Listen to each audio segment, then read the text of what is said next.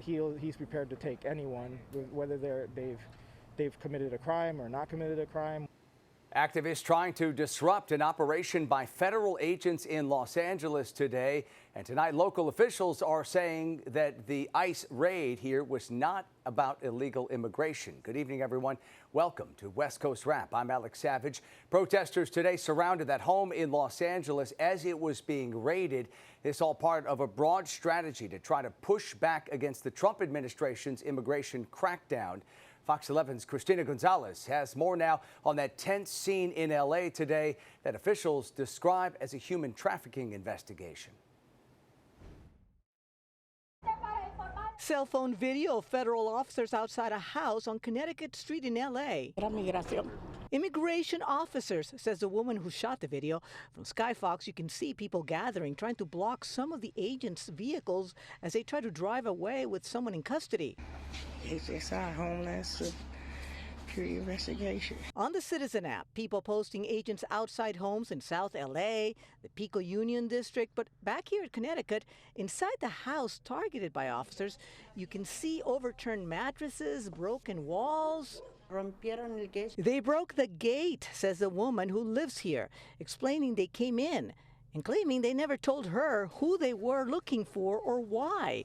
And it was not until after they were detained, she says, that officers started asking for immigration papers. They want you to bring all your documents. She shows me paperwork agents gave her, giving her a date to be in court with documentation to show she is here illegally.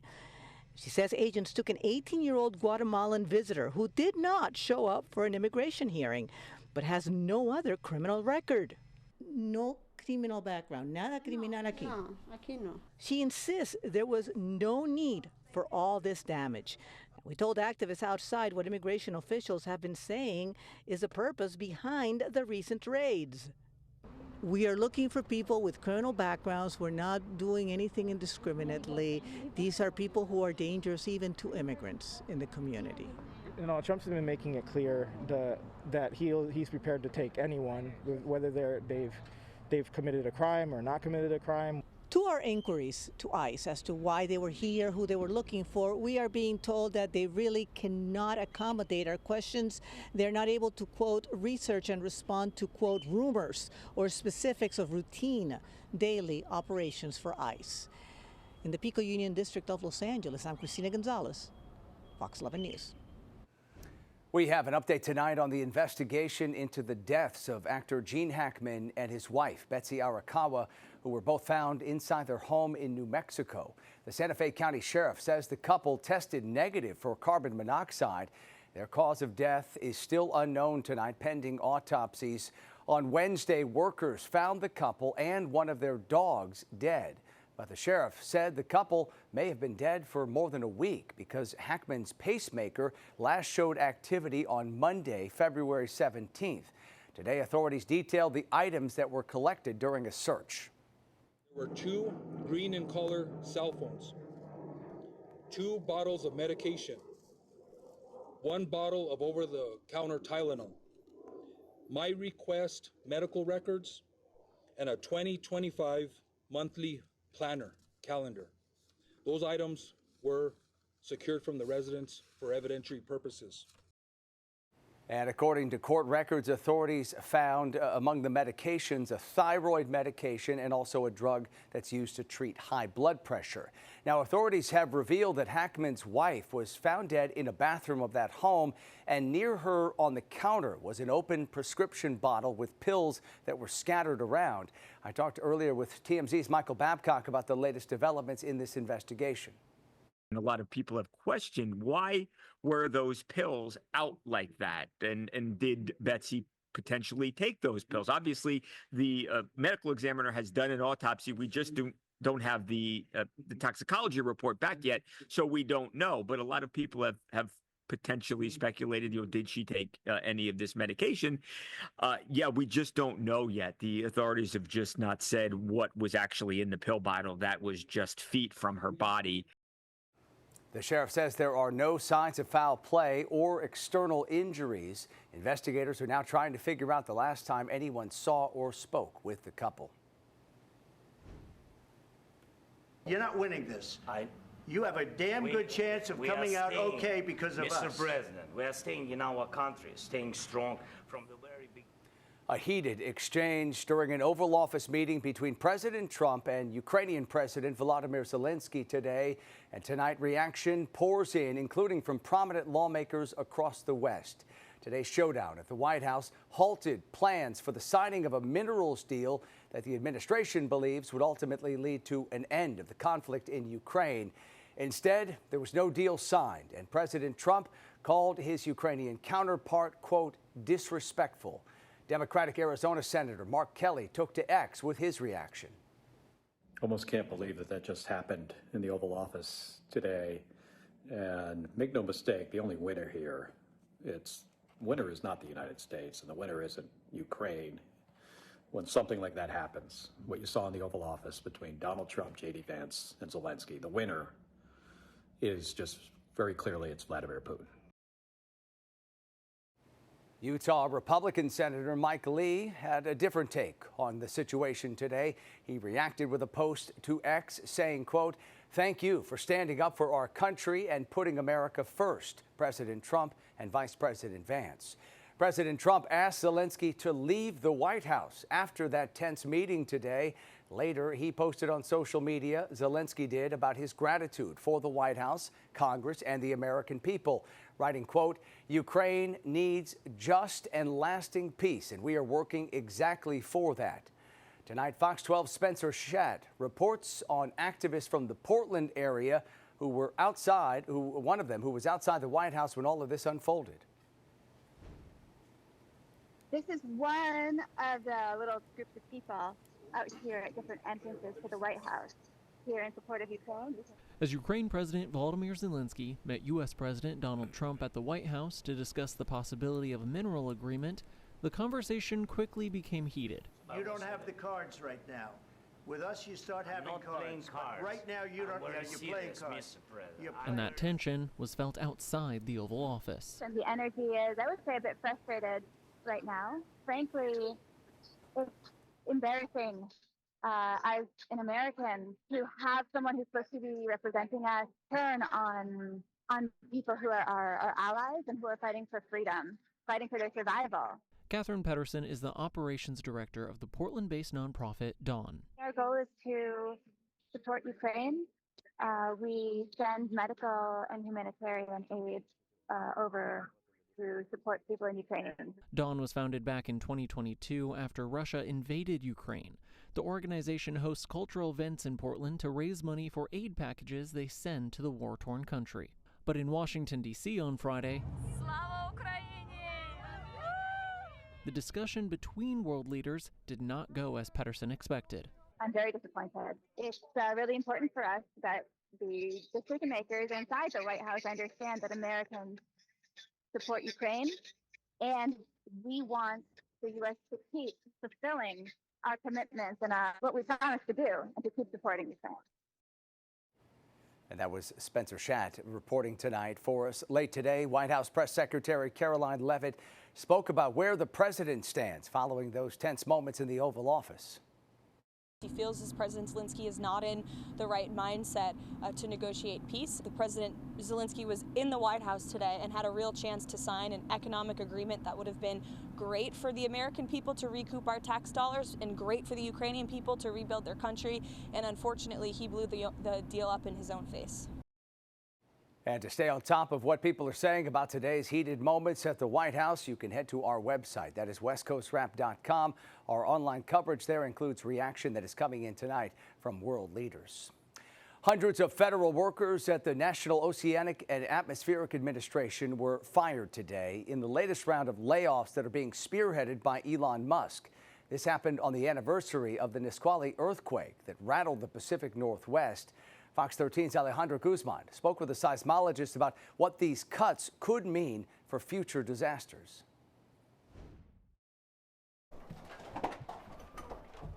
On this day, February 28th, 24 years ago, was the Nisqually earthquake.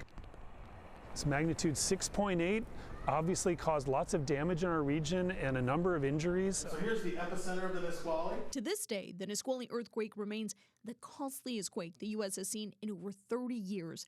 since the Northridge earthquake in California. This event became a catalyst for technological advancements. Earthquake.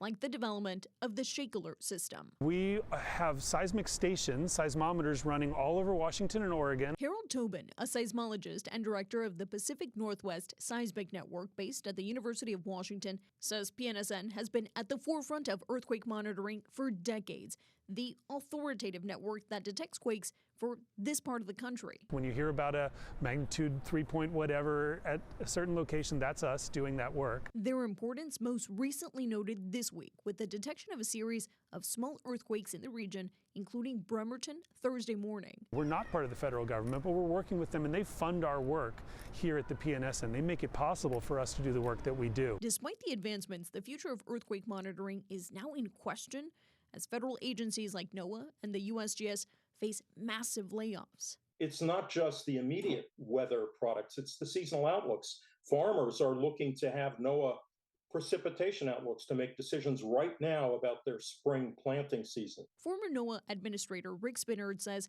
as many as 650 employees have been fired nationwide, but the real estimates could be as high as 880. Washington is home to about 700 of the nearly 12,000 NOAA employees, according to Senator Patty Murray's office. Tobin worries the instability will start to trickle down, threatening the next generations of seismologists who depend on federal grants to do their work. If there's any interruption, it won't take very long before it becomes a really major budget problem for us. Washington sits on a seismically active region. Funding is critical. What happens when those shake alerts don't ping on your phone, giving you seconds or minutes to evacuate? Everybody understands that's a priority. It's just a matter of do we have the resources so that we can keep doing that going into the future? And that was Fox 13's Alejandra Guzman reporting tonight. Colorado Congressman Joe Neguse and both of the state's U.S. senators have a letter out to the Deputy Inspector General at the Department of Commerce. They are calling for an independent investigation into the dismantling of NOAA. Coming up tonight here on West Coast Wrap, calls to cut back on spending. Tonight, the message behind today's Grassroots economic boycott. And in weather, here's our live camera looking above San Francisco. Some changes moving into portions of the West Coast that could include some cooler temperatures and some rain. We'll have more on your forecast coming up. Also coming up tonight, a heroic rescue caught on camera. The sheriff's deputies who jumped into icy water to save two women trapped inside a crashed car. Ended up to here in the water at one point. It's just breaking the ice, trying to get through to it.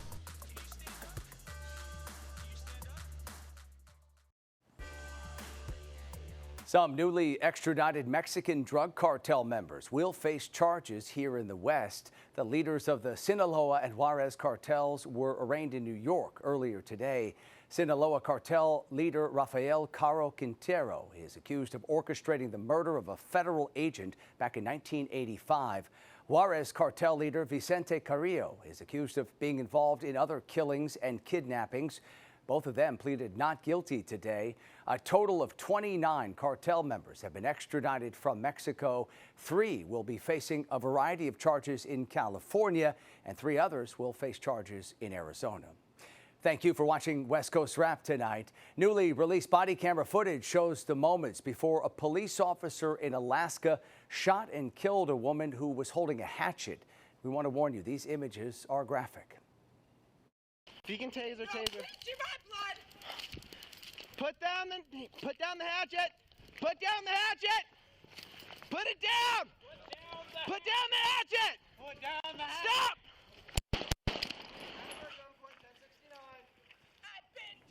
A police officer in Juneau shot Ashley Ray Johnston moments after this encounter on Christmas of last year. Investigators say the video shows that Johnston continued to approach the officer with a hatchet after getting several verbal warnings to drop the weapon and being tased. Alaska's Office of Special Prosecutions completed its review yesterday, calling that shooting justified.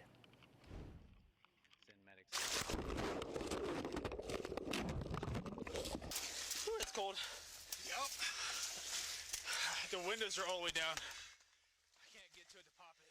Newly released body camera video shows 2 Colorado sheriff's deputies jumping into an icy ravine to rescue a woman who was trapped inside a car that was submerged in water. Fox 31's Kasha Carriage spoke with those deputies about their quick action that saved 2 lives. Might be that down there. It's right there. It looks like it's upside down. Around 1 Saturday morning, after receiving an Apple iPhone crash notification and a 911 call from a witness. We began checking the area for any signs of an accident. Didn't see anything, didn't hear anything. The witness was able to show Arapahoe County deputies where a suspected DUI driver crashed into a hidden ravine. Can you hear us? Diving right into the ice water without hesitation. Whew, it's cold. Yep. I ended up to here in the water at one point, and it was just breaking the ice, trying to get through to it. And we got to the car, and after seeing the car initially, I had zero expectations of finding anyone in there alive. But could hear yelling. Can you hear us? It's all the way down. She's banging on the door. Seeing only inches between the tops of their heads and where the water was seeping in. There's only like this much room for her to be breathing in there. Those deputies able to pry open the door and get one woman out. Come on. I got you. Let me see your hand. While firefighters had to rescue the second. You want cutters on there? 90 to chainsaw. Parts of the car, clothes from the women, and some reflection remain from the deputies on scene. Not something you guys do very often. Not usually, no. 25 years, that's the first time I've had to go swimming like that on duty. And that was Fox 31's Kasha Carriage reporting tonight. Both of the women who were inside that car suffered only minor injuries. All right, let's talk about our weather here across the West, and some people in parts of the Southwest are being warned to prepare for strong wind gusts over this upcoming weekend. Here is a live look tonight at the conditions in downtown Phoenix, where you can see things are calm tonight, but that is all expected to change tomorrow, especially in the eastern part of Maricopa County, the Phoenix area. A red flag warning is set to take effect in the morning, signaling the return of fire danger, and dust storms are also another concern as well in this area. For more, let's bring in KTVU meteorologist Mark Tamayo, who is tracking this system that's expected to kick up those winds. And also, Mark, you have a look at the conditions all across the West. Yeah, that's right, Alex. First, we will begin with that fire danger, as you mentioned, in portions of the Southwest out toward Arizona, and all these areas under a red flag fire warning. The wind's expected to pick up. So the warning begins, as you can see, into Saturday morning, basically into the evening hours as well. Winds could be gusting primarily out of the south to maybe 40 to 45 miles an hour, and it's a very dry pattern as well, with the relative humidity down to right around 10%. So you get the combination of the warm conditions, the dry conditions, and those gusty winds. Of course, fire danger increasing out toward portions of Arizona. As we check out the satellite, we are showing you this. Lots of dry conditions for a good portion of the West Coast here. But there's a system out here that will definitely impact the weekend weather, especially as we do move into Saturday night and into Sunday. As far as the highs from today, another warm one. You can see some of the readings out there. Palm Springs, 84 degrees. San Francisco in the 70s, and lots of 80s to report on that map there, especially up in Northern California. This was the scene in Seattle today, heading into the evening hours. Temperatures in the 60s, lower 60s. In San Francisco, a few high clouds. Another mild to warm day in the Bay Area, with temperatures in the lower 70s in San Francisco, and in Phoenix once again, some scattered high clouds back in the picture, 82 degrees earlier today. Right now it is 73 degrees in Phoenix, Los Angeles 56, Reno is 57 degrees, and as you can see, Portland, Oregon reporting a temperature of 57. Here's the plan tomorrow. Partly cloudy skies up in Seattle, same for San Francisco. For Southern California, some cloud cover on the increase for Los Angeles. And of course, we talked about those gusty winds out toward the Phoenix area, and lots of sunshine out toward Denver, and temperatures out toward Denver could be approaching the lower 60s tomorrow afternoon. So here's the change we are tracking, especially for the second half of the weekend, and it's this guy, this system out here. And look what happens as we take this into Saturday night and into Sunday. Some more rain and some snowfall in the increase, especially for portions of Oregon down into Northern California and the San Francisco Bay Area, and even some rain chances return to Seattle as well, and even down toward Los Angeles. So you'll notice it's kind of covering or encompassing a good portion of the West Coast. So that's the day on Sunday, and then we'll keep an eye on things as they do move into Monday as well. Still some lingering clouds for the Monday forecast. So take a look here over the next 3 days. Seattle, they get the rain cloud for Sunday. San Francisco, some gusty winds could be developing for Sunday as well. And then in the Phoenix area, we talked about the red flag warning, and then some big time cooling into early next week. So we will see a change that will deliver the rain and the snow over the weekend and into next week. All right. Yeah, big shift headed our way. Mark, thank you. Coming up tonight here on West Coast Wrap, a medical device shortage has diabetics on alert. Tonight, what's being done to help patients find glucose monitors? A grassroots organization has been encouraging people not to spend money today to protest the influence of billionaires and corporate retailers. A group called the People's Union USA called for a 24-hour economic blackout aimed at large companies such as Walmart, Target, and Amazon. Activists are also urging a boycott of businesses that have scaled back diversity, equity, and inclusion initiatives. The organizers encourage people to visit local stores instead and support small businesses. The owner of a video game store in the San Francisco Bay Area said he appreciates that aspect. If you want cool, interesting shops to stay around, you kind of need to support the small businesses because those are the places that are providing those services, you know. You're not going to find stuff like this at like a Target or a Walmart.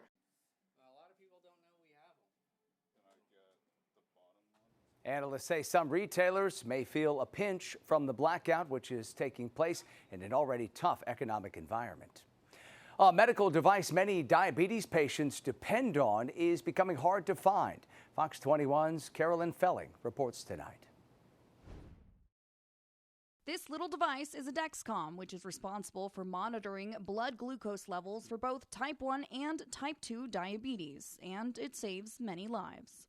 This is life or death. But for thousands of people across the country, patients are not able to get this device because of a supply shortage. With the Dexcom, I get a little bit of a break because I can just look at the phone and be like, okay, I'm fine. And it has alarms. I myself rely on it, and so does Rahim Sariki, another type 1 diabetic who is without a Dexcom because of the shortage. And he's already having issues. I was asleep and I didn't answer my phone. So my sister was calling me, Dad was calling, everybody was trying to figure out what was wrong. And I was just fine, but it's the fact that I didn't answer my phone. Finding a new supplier for Dexcom is easier said than done. Mom, she was like, okay, well, we could just transfer this to a different Walgreens. We can do that. So we transferred it to 7 different Walgreens. And the same issue. Now, some Colorado Springs patients driving as far as Denver to track down a pharmacy with the device in stock. We do our best to get those prior authorizations done, to contact the companies to fight for you, to get you the supplies not only that you need, but I believe that you deserve. Dexcom says they are, quote, currently experiencing temporary delays in our supply chain, which may lead to some pharmacies or DME distributors being on a back order. We believe that most of these back orders will be addressed in 5 to 7 days. Hopefully it's just a short term, not a long term thing that we will have to do, because we see that if they have that CGM on, it's more reliable. Reporting